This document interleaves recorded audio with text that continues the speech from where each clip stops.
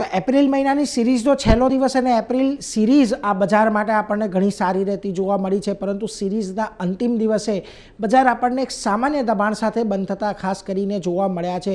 જો આજના દિવસે નિફ્ટી તમને ઓલમોસ્ટ 5%થી થોડો વધારે બંધ થતો જોવા મળ્યો છે। સેન્સેક્સમાં પણ એવી જ પરિસ્થિતિ રહી।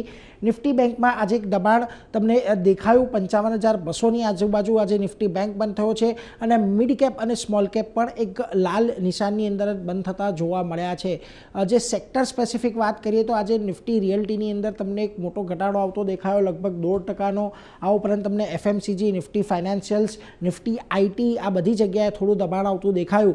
જો કે એક ફાર્મા અને ખાસ કરીને હેલ્થકેરની અંદર એક પોઝિટિવિટી રહી અને મેટલ કાઉન્ટર પણ એક પોઝિટિવિટી સાથે આજના દિવસે આપણને બંધ થતા જોવા મળ્યા છે। નિફ્ટીના ફ્રન્ટ પરથી જ્યાં ઘટાડો આવ્યો ત્યાં એચયુએલનું કાઉન્ટર મહત્વનું હતું। આજે સૌથી વધારે ઘટાડો 4%નો ત્યાં જ આવ્યો।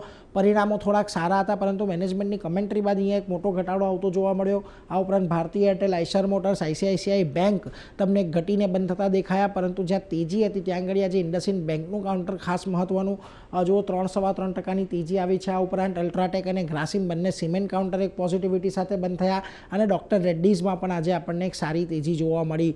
મિડકેપના ફ્રન્ટ પરથી આજે તમને જ્યાં ઘટાડો આવતો દેખાયો એમાં જુઓ ખાસ કરીને વારી એનર્જીસનું કાઉન્ટર હતું, કલ્યાણ જ્વેલર્સ, બાયોકોન અને પ્રીમિયર એનર્જીસના કાઉન્ટર કે જ્યાં આગળ તમને દબાણ આવતા દેખાયા, પરંતુ જ્યાં તમને તેજી ખાસ કરીને મિડકેપમાં આવતી દેખાય એમાં જુઓ Tata Alexei, Paytm, Apollo tyres અને યુ સ્મોલ ફાઇનાન્સ બેંકનો સમાવેશ થાય છે।